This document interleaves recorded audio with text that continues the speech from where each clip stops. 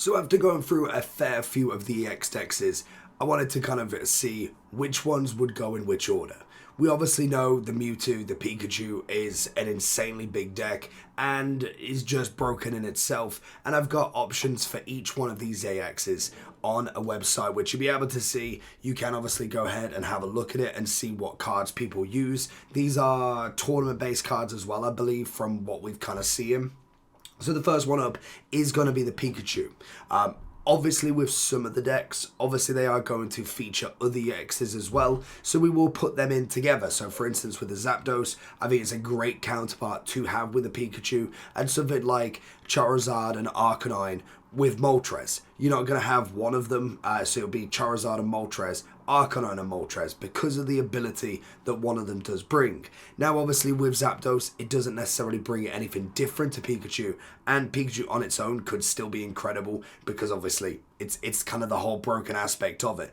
Gaining the damage of bench Pokemon is just nuts in itself, so it's a brilliant card to have. And I think from what I've kind of gathered in playing with it for pretty much the first time ever, these two together are going to be the two most broken ones in there. Like, incredible deck, 100%. I don't think there's many that do beat out this deck, in my opinion. There's probably only one deck that I would suggest that beats it if you get the right hand, and it definitely comes down to RNG, and that is going to be the Mewtwo deck. Mewtwo with Guadavir is just incredible. If you manage to get one of them fully up with that extra energy every single turn, plus then the one that you can put on, pretty much most of the time, Mewtwo will always win in that scenario. Now you've got to get there. You got to get the right hand. I would suggest most definitely instead of having this Mewtwo, I personally run Jinx instead, just because I never really need to use this Mewtwo. By the time I've got there, I like having the size, the sphere for the 50, just to kind of start the damage off in case I don't get the Rolts and the Curlier all in line, and I know I can still do a bit of damage. But again, that is going to be one of my favorites. I think that for me is number one in the deck category. Now this is where it kind of then gets a little bit interesting, because there's a few different decks that you can go with, a few that work and most definitely are interesting to use. One that I would suggest as not necessarily the most, not necessarily even the most used, but just the most kind of useful deck, and that would probably be more Machamp. Machamp is kind of one of them ones where I'm like, he needs an ability or something to kind of keep him going. Now, the deck that is being used quite a lot in the Machamp EX is going to be with the Kangaskhan as well. That's obviously going to be the starting one, whether you put Machamp in straight away or you go with a Kangaskhan and build up a Machamp in the background. Flip 2 coins, his attack does 30 damage for each head. Very much RNG flip coin head base, but it could work out in your favor whilst you're trying to get all the way up to the Mega Punch. That obviously does 120 a time. Don't have to discard, so if you get to that, it's a solid card. But I think in the grand scheme of EXs, I would probably put it quite low down in my opinion. I'd be looking more towards a C, just because of what it can do is not necessarily a crazy amount in comparison to everything else. Like another one in terms of the fighting decks, if I can find it across the one, is going to be Marowak. Marowak, very good deck. Obviously has the ability of Boomerang. It's going to be kind of accompanied with a Primeape. You can go Dugtrio. You can obviously go with Hitmonlee. There is going to be a few different variations that you can go with this deck, and it does an absolute job and a half. Just straight off the bat with Marowak, flip 2 coins, the attack does 80 damage per head. If you can get very lucky, you can wipe out pretty much anything straight off the bat with 2 energies. Like literally, if you manage to go second on your second turn, and if you manage to get Cubone into Marowak straight away, you're banging out 80s potential per head straight away. Now that is going to be very difficult to beat in any scenario. So I do really like that deck. It does seem to be beatable. Especially the Pikachu deck is just incredible to kind of go against it. So I would suggest it being more towards an A. It's a possible kind of like a mid, like it's like an A/S, but it's going to be one of them ones that I do think is an incredible starter deck if you wanted to try it out. Obviously then we move up one, I think one that is very interesting in itself, and we'll kind of put them together and we'll show you both the decks, but it's going to be that Arcanine. Moltres, and then a bit of Charizard. they are an interesting one because of Moltres alone.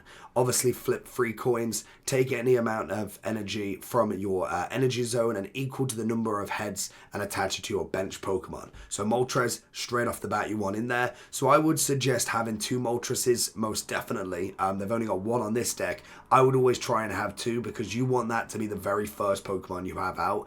And then you want to try and get your 2 Growlithes, your 2 Arcanines out, because then you're giving 120 per go. Now obviously this does do 20 damage to itself, so it is going to be one of them ones, but if you can then get your X speed plus 1 obvious energy on Moltres, you can then bring that out, Arcanine straight in with the amount of energies that you need. It's a great combination. Then obviously if we were to look at the Charizard deck as well, we are looking at, pretty sure it's going to cost a little bit more because obviously you do need the free tier evolution. So from obvious Charmander to Charmeleon, then into Charizard, but then you've got the Crimson Storm.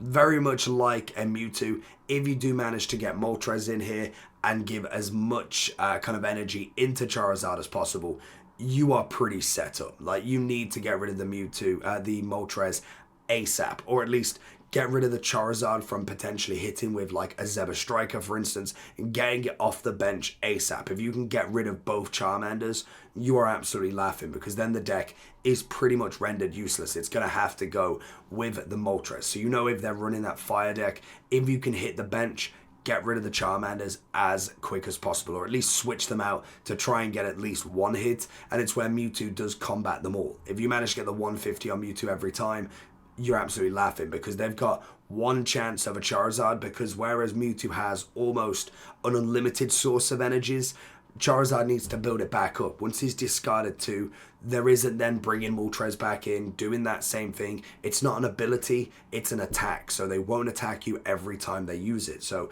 it's where I would personally go with this, more towards a solid kind of lineup. I would say the Charizard would be more A. Arcanine, I like the damage of 120, but given 220 to itself as well, is going to leave it vulnerable. Now obviously with a Moltres, he'll follow Charizard's lead, but it would be with Arcanine in this one as well.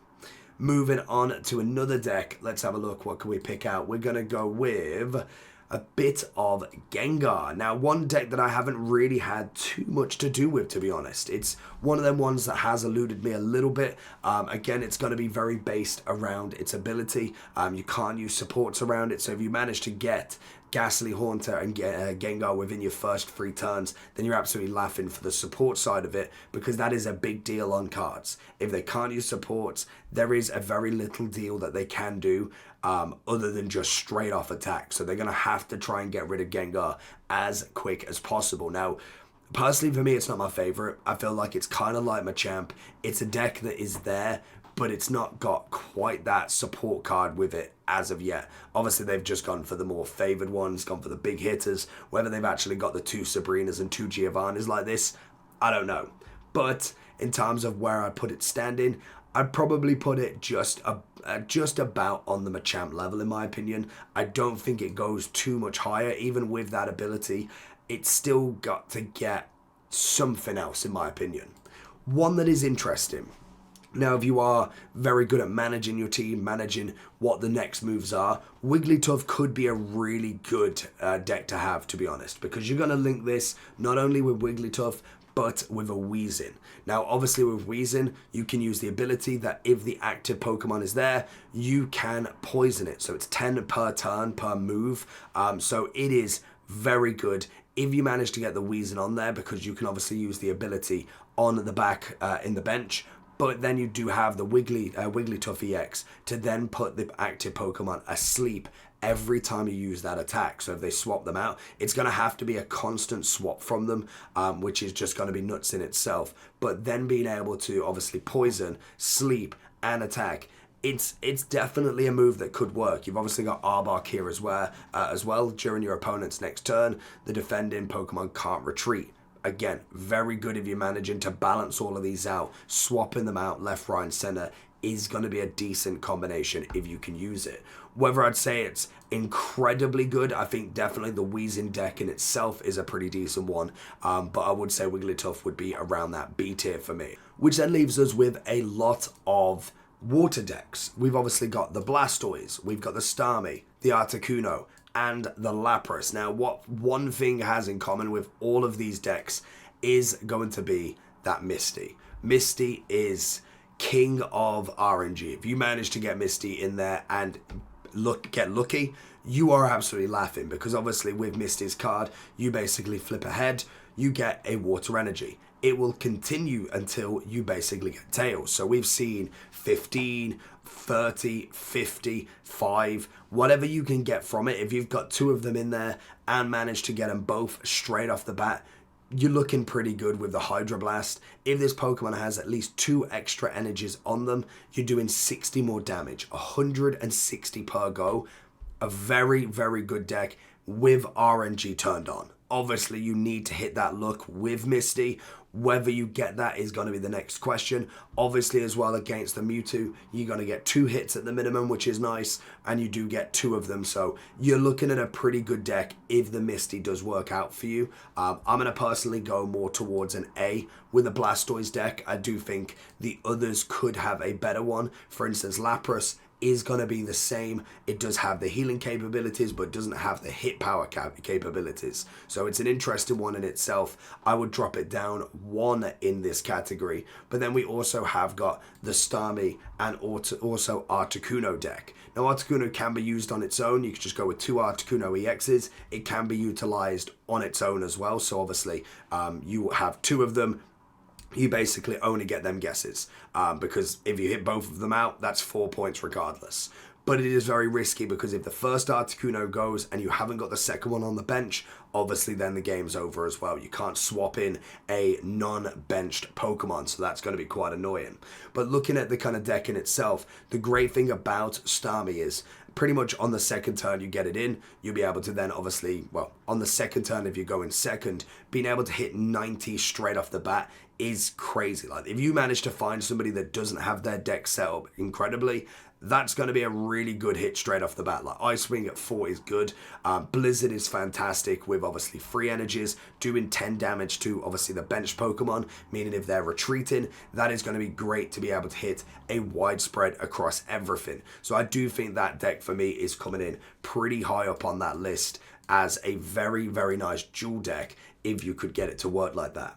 And then the final deck we've got is going to be the Venusaur and also the Executor deck. Now, again, like the Charizard deck, you've obviously got the free tier evolution for Venusaur. You've then obviously got the heal free 30 damage for the Giant Bloom. 100 damage it gives out as well, which is always nice. But then also you've got the Executor, 1 energy needed.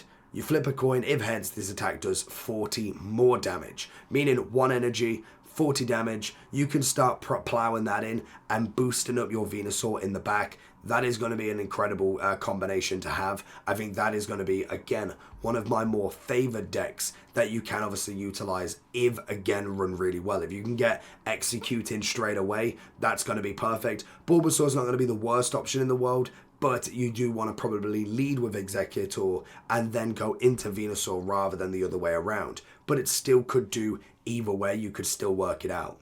So that is going to be my favorite decks. Let me know down below which ones you're using at the moment. Mewtwo for me has been absolute king if you can get it right. A lot of concedes in that deck, and I'll be interested to see with the next expansion what goes up and what goes down. Let me know how you think, and I'll catch you all for the next one.